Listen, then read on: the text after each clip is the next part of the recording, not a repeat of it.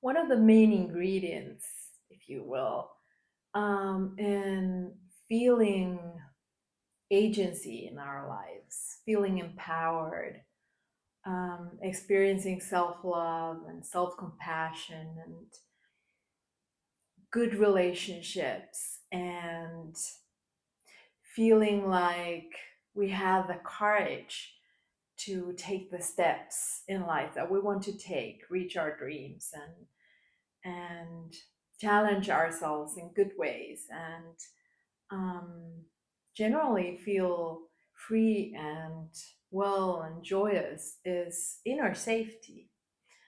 And that's really the basis of compassionate relationship with ourselves and good relationships with other people too. And inner safety is the basis of embodying our spirit, but also feeling our bodies, feeling our feelings, feeling our emotions, and not identifying necessarily too much with our feelings and thoughts, but instead being able to contain and embrace our feelings, states, and emotions without too much judgment, without too much resistance, but acceptance and just allowing ourselves to be what we are. And inner safety is also needed to hear our own needs and dreams and wishes and being able to act on them. And inner safety is needed to build strong boundaries with other people and for ourselves.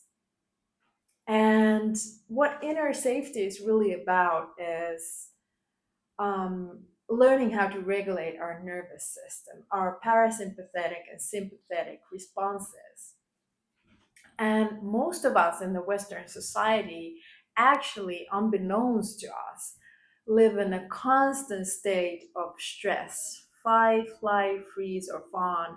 And we might be so accustomed to it that we don't actually even notice that this is how we're feeling and responding, or rather, not necessarily responding, but reacting from.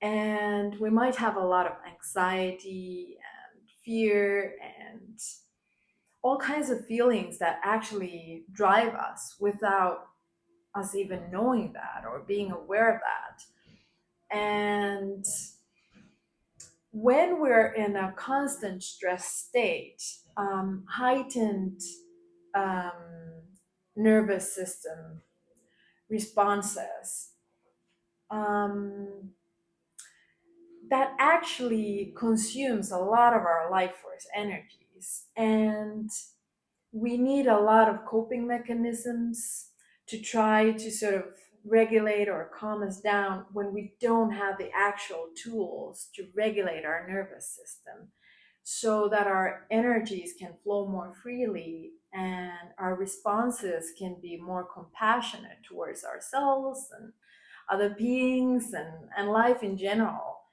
And all these survival and coping mechanisms, they expend a lot of energy, and they might be something that we've learned already in childhood, and sometimes they are a huge reason why we have recurring issues in our relationships or our life in general or work life, or why we feel stuck or not so good about ourselves, or um, why we might have feelings of shame and guilt and unworthiness. It's all tied into our nervous system. And when we learn the skills to regulate our nervous system, um, the way we start experiencing ourselves and life generally starts to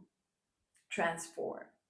And this doesn't mean that we don't ever, after that, feel stress, get stressed, or get into the states of fight, flight, freeze, or fawn, or that life becomes totally unchallenging. to us. But it does mean that we um, get a better connection with ourselves and with our bodies, which is the first step in starting to regulate our emotions and feelings and not be bound by them in the way that we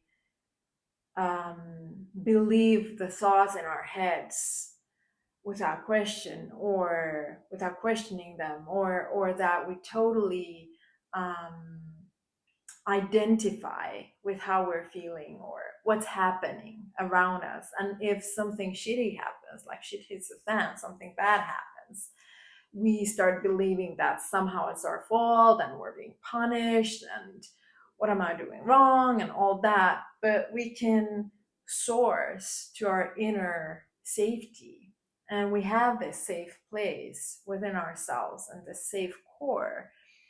And life really starts transforming when we learn the skills of nervous system regulation. So this is also something that I teach. And if you want to have a look, just have a look with my tips around how to start regulating your nervous system.